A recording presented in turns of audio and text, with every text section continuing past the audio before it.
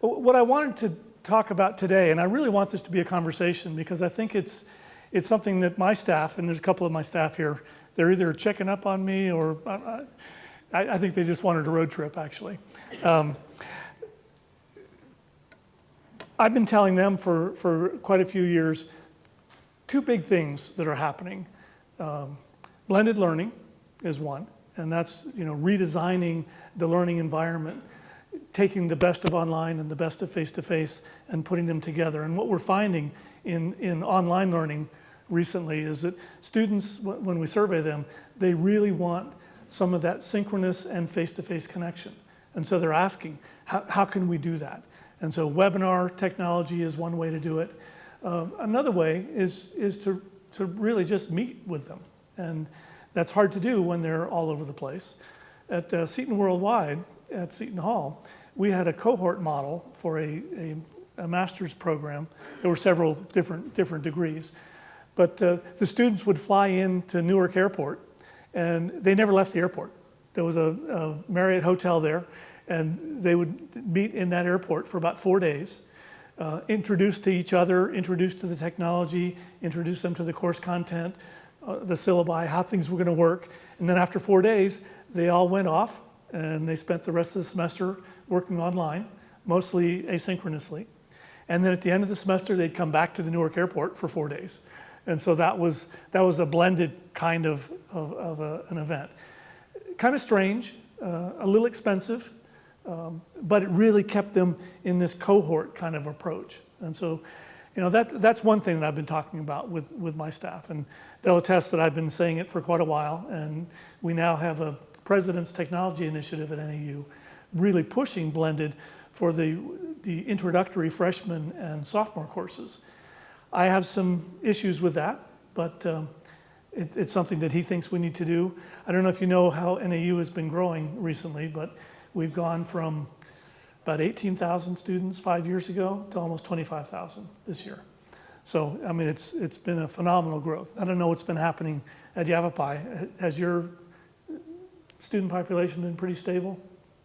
Yeah. Yeah, we've been stable, and online represents about 28% of our classes here at the college. Okay, well, that's a little higher than what NAU's online portion is, but it's similar. And the online at NAU has been growing quite a bit. So the other thing that I've been talking about is the idea of big data, analytics. And that's what I wanted to spend a little bit of time today to explore. And I'm wondering, when you hear that term, when you hear analytics or you hear big data, what do you think of?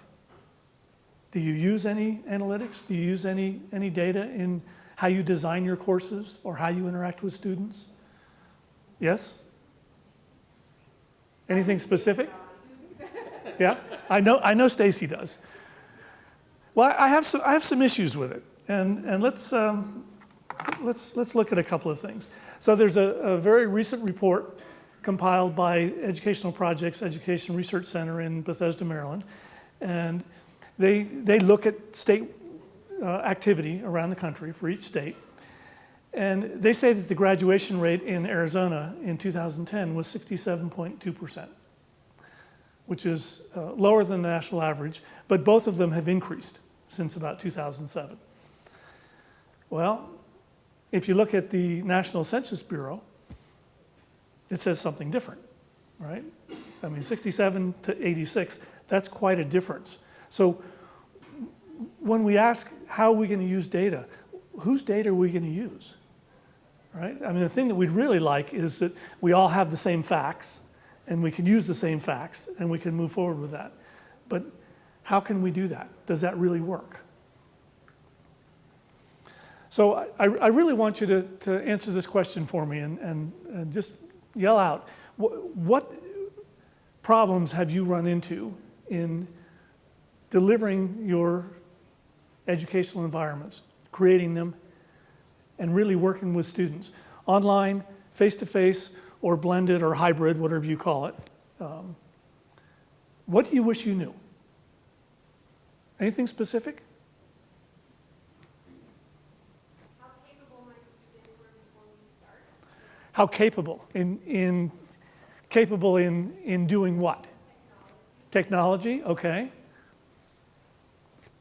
Anything else? You must want something more than just technology. What they don't know, or what Okay, what their barriers are really, what are they lacking? One of the things that I've done in my classes, I teach a decision-making class in the Master's of Administration. I haven't taught it for a couple of years now, but when I do teach it, I always give my students a pre-course survey, and I call it a readiness survey. And I ask them a number of questions about technology. Because it's an online course, I'm curious as to where they're going to do their work. What kind of environment is that? Is it at home? Is it at a public library? Is it at their workplace? Because that will tell me something about how they're going to be able to focus or not. And I ask them some about their technology. Do they have their own computer? Is it a shared computer? Are they the one who supports their computer? Or is it professionally supported?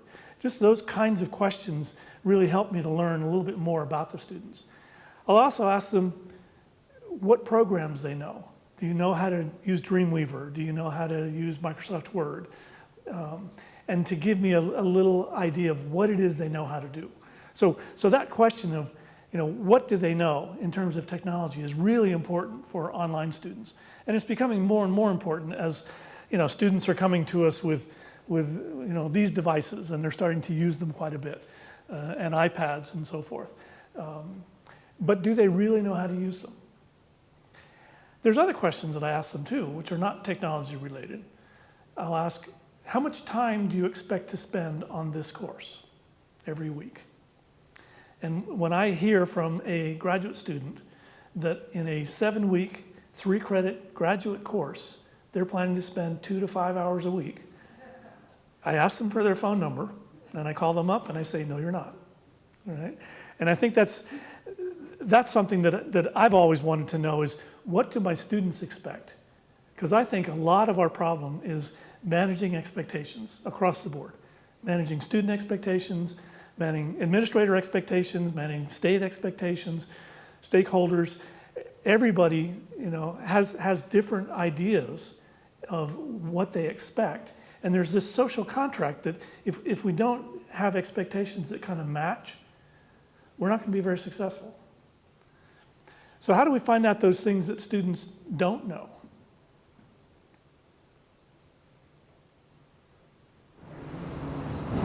Assess.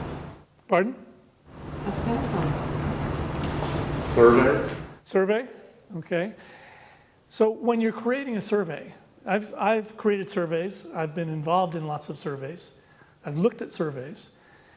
And very often, I have no idea how I'm going to use the answers that I get from those surveys. And so this next thing, what will you do with what you know? I think that's a really important piece of information to know. What are your plans? What are your goals? How do you plan to use the data that you get? Because if the data is not something that you can take any action on, what's the point of collecting it?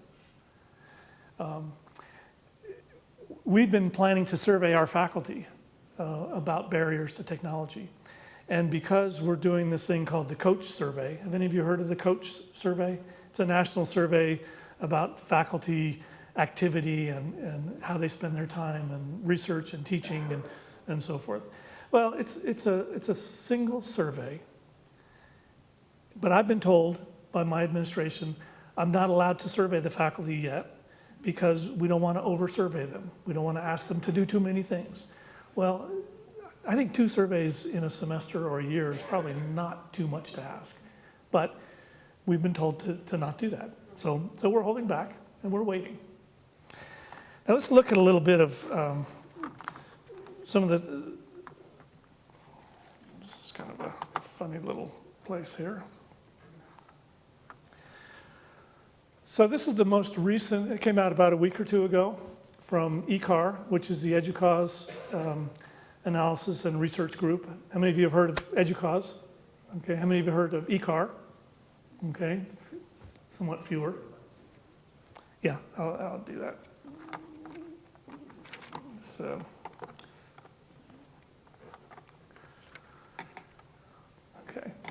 So let's just look at a little bit of, let's see right here. One of the questions was, what are their technology skills? And self-assessment and really assessing their actual skills are two different things. When you ask people, are you very good at what you're doing? What I tend to find is the people who are pretty good say, no, I'm not very good. And the people who are very poor say, yeah, I'm great. And so you get exactly the opposite response from what is the truth. So how do you use those data? Right? 2/3 of the students say they have adequate technology skills. How many of you think that's true from your interaction with students? That 2/3 of your students have adequate skills? How many of you think that that's not even close to correct? Okay. So, End of the semester, maybe. yeah, maybe by the end of the semester, right?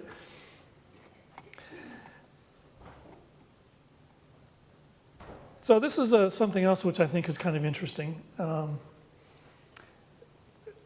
MOOC craze, and I've called it a craze, and I think it's a fad that is likely to wane quite a bit.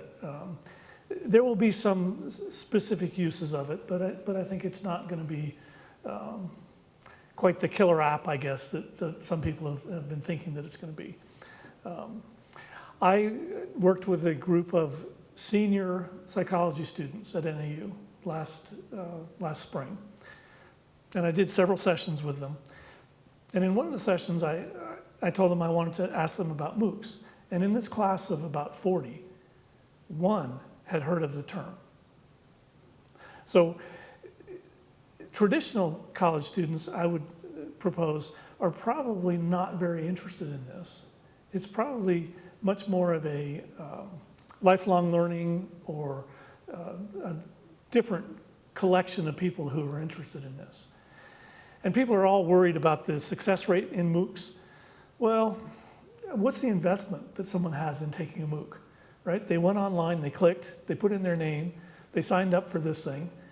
They have no financial investment in it, right, because they're free. They have no credentialing investment in it because there really aren't any credentials. There are some schools and states that are starting to do this. Colorado State is now giving credit for MOOCs, but if you look deeper into that, that's not really true. They're giving credit for taking an exam after you've taken the MOOC. So it's really credit by exam. And I think that's the most likely scenario of how MOOCs are going to be used for credentialing. But I think they're going to have a much bigger use in terms of resources. There are going to be institutions out there like Stanford and MIT. MIT started this open courseware movement about 10 years ago. And actually the guy who hired me at Seton Hall, he left there about 3 months after I got there, and I went there partly to work with him. But he went to MIT and started their open knowledge initiative. But there's going to be lots of people that put free resources out there. I mean, look at the growth of YouTube, look at the Khan Academy, look at those kinds of things. And those resources are really important, and they're really useful. But they're not likely to become part of credentialing specifically by themselves. And if you look at what's happening with the state authorization, I mean, the states want to know what is the quality of your online education, and what is the teeth in it, really? I mean, how do you know that it's the student who's doing the work, and how do you know that they're actually progressing and learning what you want them to learn? Now, this is another one which is interesting, the whole bring your own devices. When I worked at Seton Hall 10 years ago, 12 years ago, something like that, we were running a laptop initiative, and what that meant is every student, every faculty member, every staff member got a laptop computer, and you got a new one every 2 years, so it was up to date. And some of the interesting things that were happening, faculty were banning laptops from class, okay? Now, a lot of people thought that was a problem, and I thought there was no problem with that at all, because the real point of it was to make sure there was a level set, there was an expectation that everybody had effective technology at a minimum level. We trained them in a 1-credit course when they came into the university as a freshman. But what happened was we started building more and more computer labs. And why do you think that was? Well, we surveyed the students, right? We collected some data and found out they didn't want to carry these 15-pound laptops around campus. They were happy to have them in their dorm room, but they didn't want to carry them around. But they still wanted to check their email. They still wanted to check their, learning spaces. Does anyone remember the Lotus learning spaces? That was actually the first learning management system that Yavapai College had. And Vince Kelly and actually my wife and several others developed the first online courses here at Yavapai. Well, they wanted to check their learning spaces account. They wanted to do some of those kinds of things. So they were starting to become these immersive kind of students, but they didn't want to carry it around. But now the world's changed quite a bit, right? My staff is probably jealous sometimes, but this is my office. This is all I need anymore to do almost anything I need to do. And students are moving in this direction. I've got my paper, right? And I've got, essentially a full-fledged computer. And I can carry this around and I can connect to the internet. I can go through self-service. I can do almost anything I need to do. And this is where the world is heading. And so now, how do we deal with students that are coming to us with these kinds of technologies, but a low level of skill? Because they really do have a pretty low level of skill. It's been a few years since I did a serious study of student skill, but even at the laptop program, we found that the students really knew almost nothing about how to really use Microsoft Word or really use Excel or how to create a database or even what a database was. They really didn't understand most of those kinds of things. And so how do we get them to that level, especially when we're moving more and more to a distributed model where they live somewhere else, they come to class maybe sometimes, or maybe not at all if they're online. How do we change that? How do we make that really work? I need more space up here.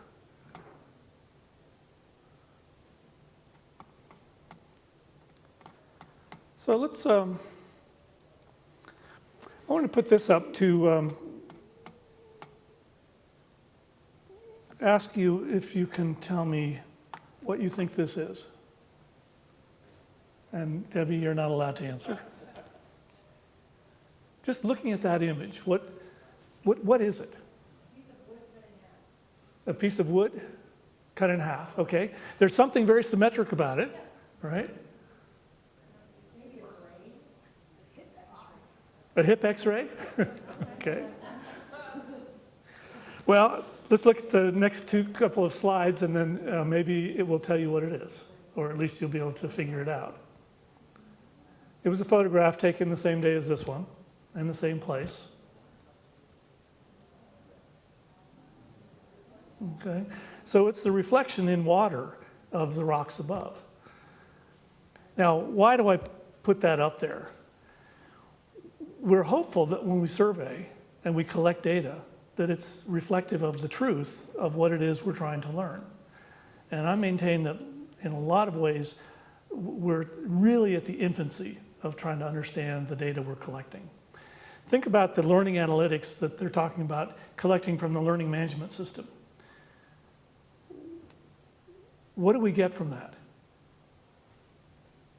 Well, what they clicked on, what was sitting on their computer while they were off getting coffee or whatever else they do while they're supposed to be studying. And so we really want our analytics to reflect the truth so that we can take some action that is meaningful. And I think we're really not very close to being able to do that. Now this I think is another piece of data, all right? I mean, how many people feel like this, well, what society thinks I do, right? I mean, I know that there's members of the state legislature that don't understand what it means to teach a 1-hour course or a 3-hour course. They think, oh, a 3-hour course, okay. There's 37 other hours in the week that you should be doing something, right? So why are you only teaching 12 hours a semester? How about 25 or 30 or 40 or 50, right? And then this is becoming more the norm of the way students interact and what students are doing. We still have the traditional lecture, but it's almost always dominated by something like this, a great big screen, and people are looking at the screen. And there's maybe not a lot of interaction going on. The right-hand picture was a picture I took on the bus around NAU. And if you look at that carefully, you will see that every single person on that bus is connected somehow with technology. Now, that's probably not as reflective of Yavapai as it is of other metropolitan universities, even NAU, where we have a bus system. At least I hope not, because around here, people are doing what? They're driving their own cars. You probably don't have a transportation system that's as good as most metropolitan areas. But in those kinds of environments, when people have, quote, downtime, they're going to be connecting and they're going to be doing things. And we want to try to design it so that they can really do the work that you want them to do.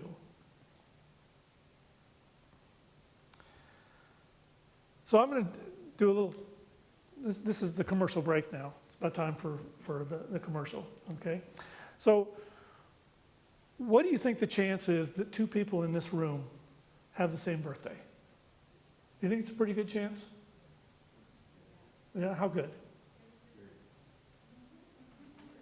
Better than 50%? And not because of prior knowledge, right? Some of you probably know each other and maybe know that you already share a birthday.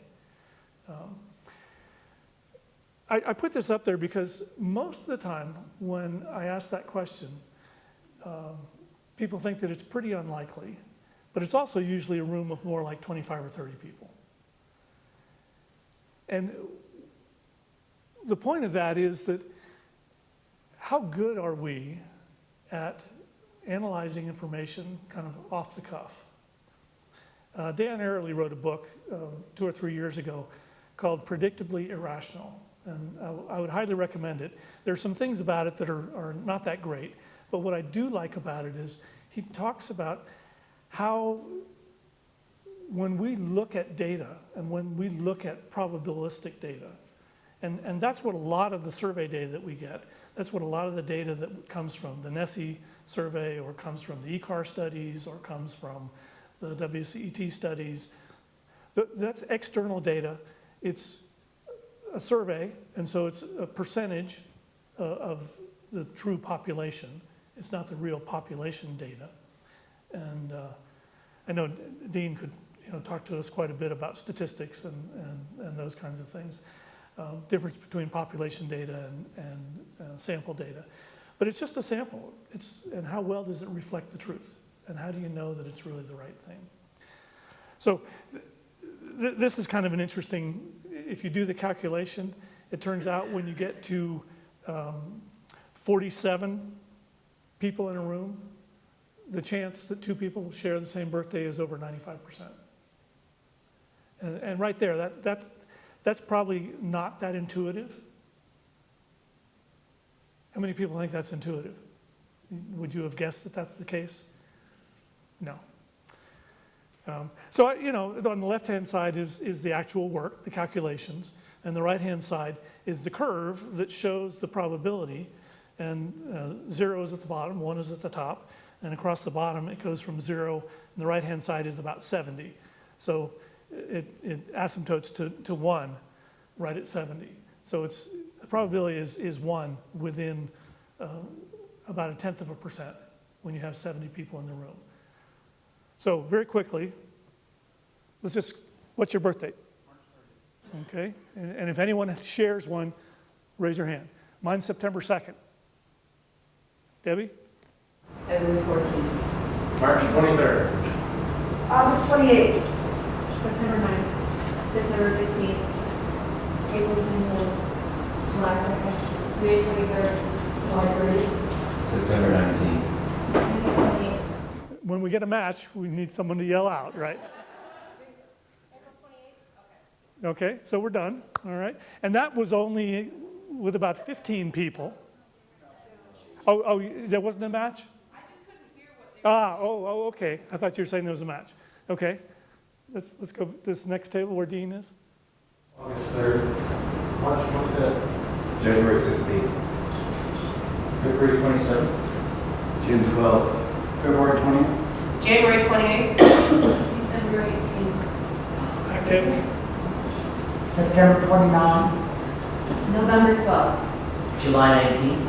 September 14th, Oh, a match, okay. I keep hoping that with a group about this size, we'll not get a match, because if that happens, I'll go out and buy a lottery ticket, right? And the lottery is a similar kind of thing, right? Should you buy 2 lottery tickets? I mean, if you're going to buy any, should you buy 2? I wouldn't think so, right? It's okay to go from a probability of 0 to something, but twice nearly 0 is still nearly 0.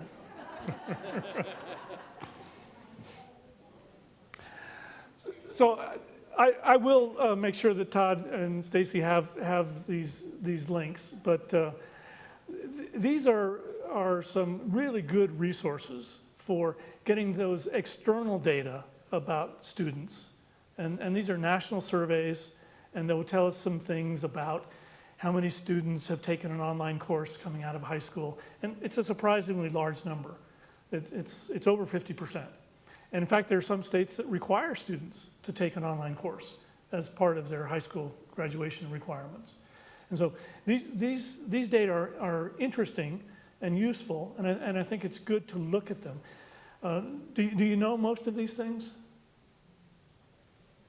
NESE is probably something the administrators have certainly know about. Project Tomorrow, that's one of my favorites. Julie Evans has been running that for about 10 years, and it's a survey of K through 12 students, K through 12 parents, and K through 12 teachers.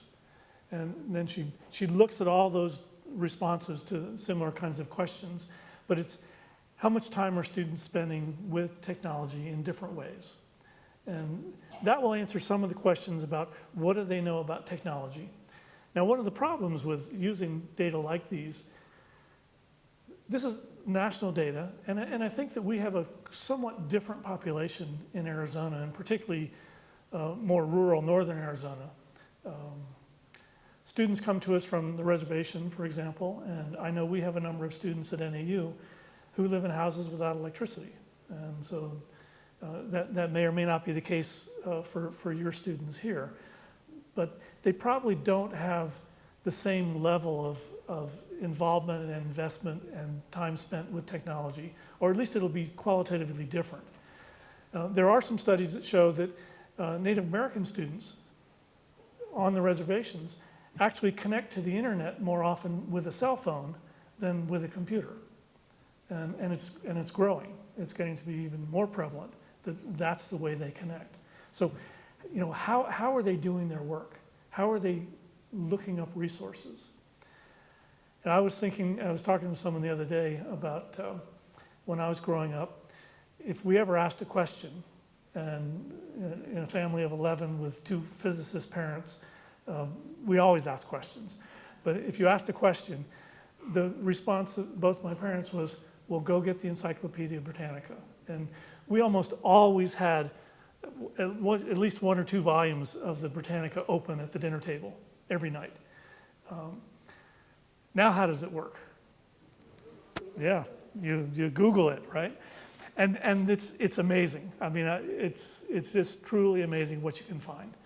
Of course, not always is it the case that what you find is correct, but at least you can find lots of interesting things. This is probably the most important of all of these resources that I would recommend to you. It's the EDUCAUSE Learning Initiative 7 Things. And I'm just going to very quickly go there just so that you can see it and recognize it. But oh,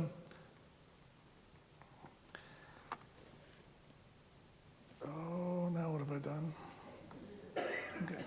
So the EDUCAUSE Learning Initiative, Diana Oblinger is the president of EDUCAUSE now, but she started this learning initiative about 7 or 8 years ago. And what this is basically a one-page document about each of these documents, each of these topics. So if you want to know something about telepresence, okay, telepresence robots, well, I'm not that interested in that, but if you're interested in that, you can go there and get a one-pager.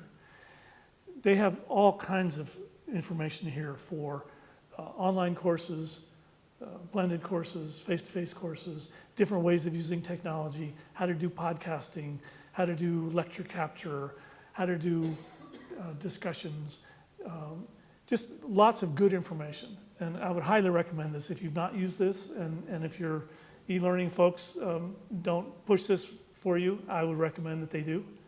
This is not, if you go to the TELS web letter, it's a link right in the navigation right to that page. So you can get to the TELS web letter and read 7 things for you. It's a really nice resource.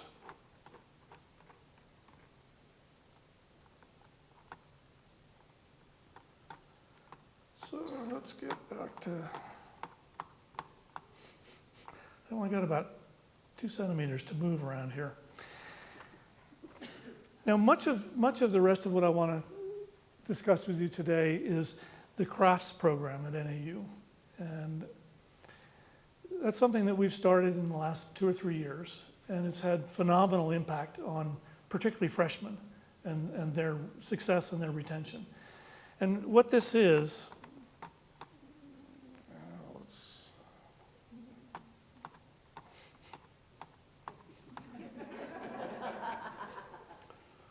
I'm so used to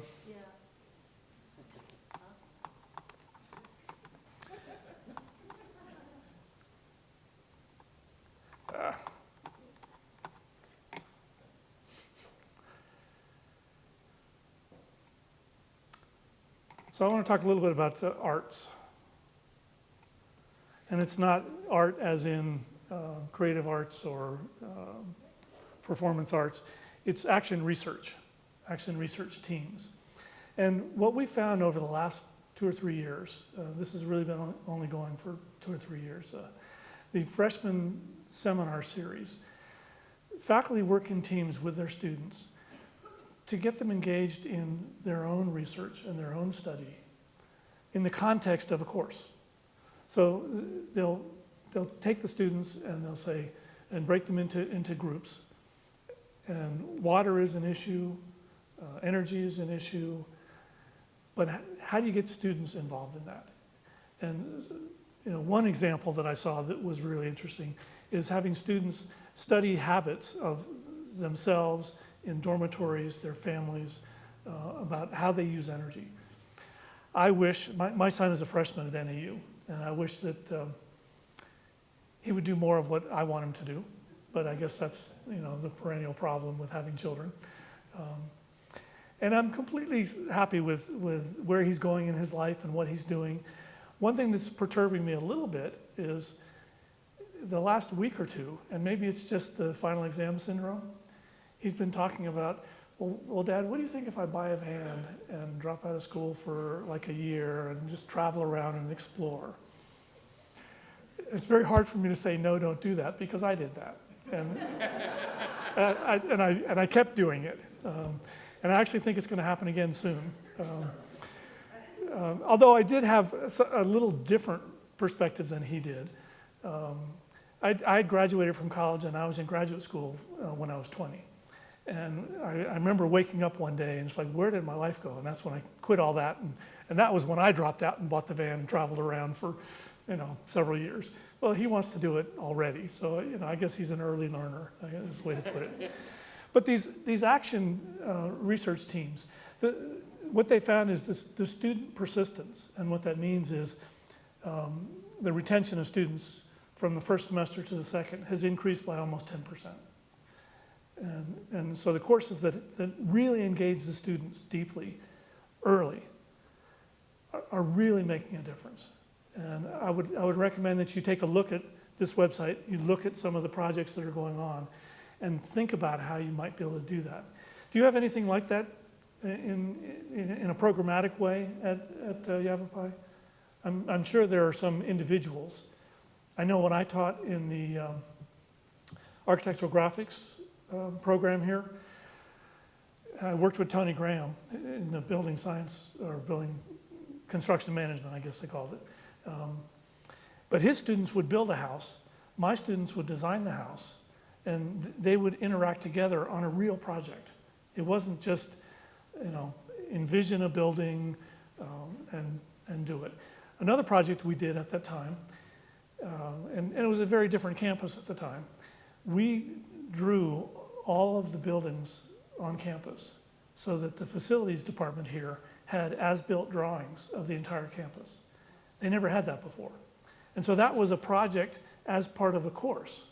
And the students got credit for that. They went out, they measured all the buildings, they understood the nuances of renovations that had occurred, things that had changed, and how do you figure out what's behind the shell that's been renovated. And so those kinds of real world applications were, I think, really, really important. Those students really enjoyed that. And I think that if we can find ways to do those things, that's what's going to make a difference for our students. And I really think that that's an important thing to move forward. How would you do this in, let's say, a sociology class? Can you think of an action research kind of program that you would do in a sociology class? Is there anyone in sociology here? Oh. Or in math, yeah. Yeah, they analyze insurance plans and compare them. Yep, that's good. I taught a technical math class here, and I designed it around a bicycle. And what I did first day of class is I surveyed the students, there's this collecting data again, to ask them what they thought technology was. And it turned out, to them, fancy high technology were bicycles, skateboards, snowboards, skis. They didn't think about computers. Computers were just something that was at the house that, or in the library. And so I decided, okay, so if they think technology is sports equipment, it was kind of the theme there, then I would design a course around that, basically. And I would ride my bicycle in, and I had painted the wheel, a little mark on it, so that we could start to understand rotation and what the distance that a bicycle travels based on the number of times the wheel spins, and then looking at the gearing ratios. And they all had 15-speed bicycles. And I'd ask them, so is it really a 15-speed bicycle? Just because there's 15 combinations, are the gear ratios all different significantly? And it turns out no. A 15-speed bicycle actually has about 7 or 8 distinct or relatively distinct gear ratios. But I would put the bicycle up in the front of the class and have them count the spokes, or not the spokes, count the gears, think about how that they were doing that. They would design a shifting pattern so they would know exactly what is the optimal shifting pattern, front sprocket versus rear sprocket. And then we talk about things like friction and what happens when the chain is bent, because you've got it on the high gear and the large gear in the back and the small one in the front, and you've got this, the gears aren't really lined up. And so, the chain's under some tension. What does that friction do? And then we'd push it even a little further. And I'd start to ask them, okay, so how much energy are you using? And where's that energy coming from? And we'd start looking at their diet. We'd start looking at the calorie intake that they had. And then have them, again, do some research and try and find out, how much energy do they expend. And this kind of ties into, one of my favorite quotes of Steve Jobs, that the computer is like a bicycle for the mind. Right? A bicycle is really one of the most energy efficient ways of transporting a human.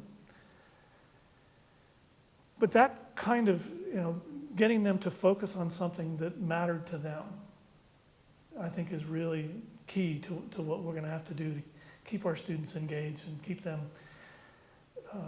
going forward. And I'm worried about that with my son, right? I texted him 3 questions last week, and what do you think he did? What do you think his response was? Well, they weren't yes/no questions. Well, actually, he texted back and he said, "Dad, I'm going to call you, but don't answer." So he left a voice message, and he answered all the questions, very nicely, complete answers. But he didn't want to use technology. So this idea that, students have grown up with technology and they all are good at it and they all want to use it, I think is a fallacy. And I think there's going to be a bit more of a reaction against it over time. So I think we need to be a little careful about thinking that technology is the main way or the only way to do things. Yes? I just want to mention that we have a fairly strong service learning program here, which is part of experiential learning. Right. And that's a programmatic kind of experiential learning? Yeah, that's really good, because I think that's really important. And, I've really, looked around, and NAU has a pretty strong, it's probably not as good as it could be. And I had heard that what you were developing here was pretty good. I find that a lot of what you're doing here and what NAU is doing is really quite far advanced compared to what a lot of the rest of the country is doing. So I think you should be proud of what you're doing and how you're doing things. So let's go back here.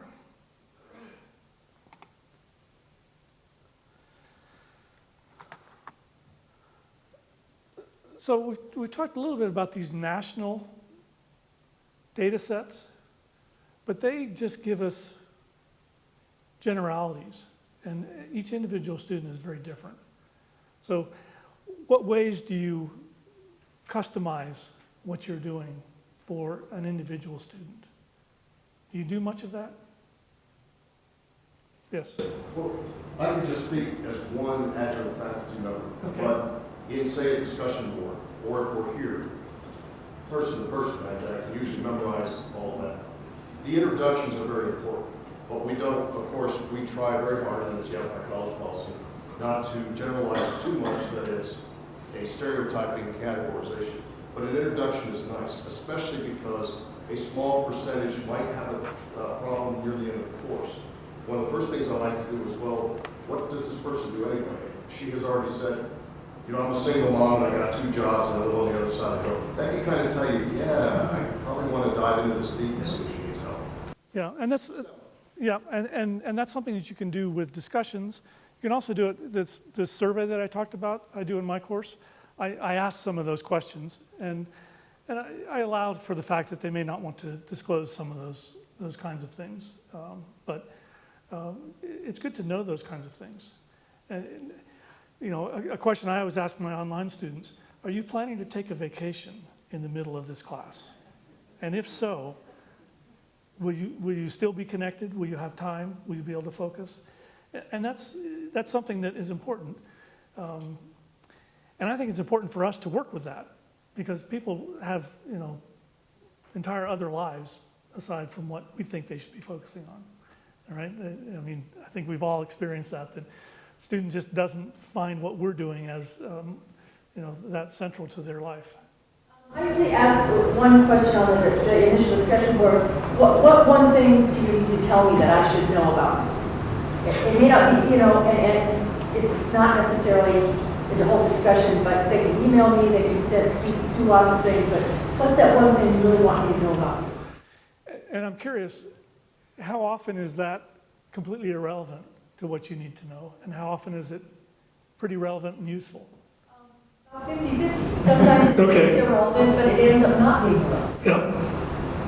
Every now and then I want to say this. I know I'm from like a parent perspective, and I'm looking at colleges and that kind of thing, and I've also been an educator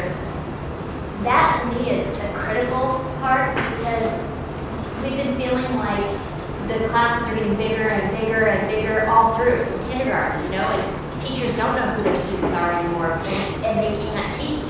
Not because the teacher is incapable, but because they've been given too many students. And so now we're going to college, and now we're faced with 90 kids in a classroom. I call them kids, but 90 students.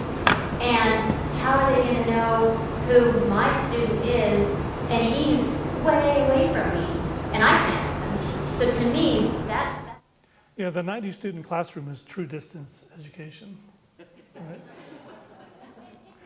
Well, so I like this question of what do you need to know about me? Because I can think of my students saying, you know what, online learning is really difficult for me. I actually need a little bit more interaction. I can see my kids saying that. It comes back to expectations and managing those expectations across the board. What do students expect of each other? What should they expect of themselves? That's one of the problems we're having with the blended classes, I think, is that students are really not experienced with taking responsibility for really managing their own learning. They procrastinate. I'm a master of constructive procrastination. I always get important things done. This is not what I should be getting done, right? And I think students are learning that kind of thing too. They're filling up their lives. Some of them, it's full because they have to work or, those kinds of things. I'm curious, do you know what your first generation college student percentage is at Yavapai? Students who come from a family that no one has been to college before? NAU, the freshman first generation college student, it's over 40%. And I think that's a very meaningful piece of data to understand and try and figure out, because the students come to college with really 40% of them, they come to NAU with really no understanding of what it means to be in college. They've had a high school experience, and most high school experiences are very, very far from what college is. Very regimented, very kind of lockstep. Some high schools, are a little better, but I think the general high school, that's the approach. And they come to college with no family understanding or background that can support them to help them understand. And I think, my earlier comment about the legislator who thinks that a 3-hour class means 3 hours a week. Well, students come with the same kind of idea in their head. Oh, I'm taking a 3-hour class. Oh, okay, I can do that. I can take 10 of those, right? Not going to happen. So, I think some of those, looking at those data about your students, I think would be very helpful. Where have they come from? What is the context that they live in, that they've grown up in? My context was very, very different. It took me a while to really understand, how to teach students who came from an entirely different world. Both my parents were physicists. Everybody in my mother's family, she came from a family of 7 women, all who had master's degrees or better, all had 5 or 6 or more kids. A very different kind of world than where most people come from. This is a graphic that we use at the e-learning center at NAU, and we use this to guide almost all the work that we do, because it really is about interaction. There's an article in EDUCAUSE about 4 or 5 years ago that Andrew Milne wrote called The Interaction Age. And beyond the information age, beyond this glut of data, this glut of web resources, it's really now about interaction. And how do we interact with each other? How do we interact with the faculty? How do we interact with the content? And I think the action research is pointing to the value of thinking about how students are interacting with things that matter to them. And that's really what I think this is really kind of pointing to. So this is time to launch you to the next couple of days of your institute here. And I know that most of the sessions that you're going to be in are really kind of hands-on, down in the trenches, how do I solve problems? And I think that's really kind of the approach that you should be thinking about. What problem do you want to solve? What information do you need to know in order to solve that problem? And then design a step-by-step action. It really needs to be an action plan, an action research. And I think we should be doing that as well as our students.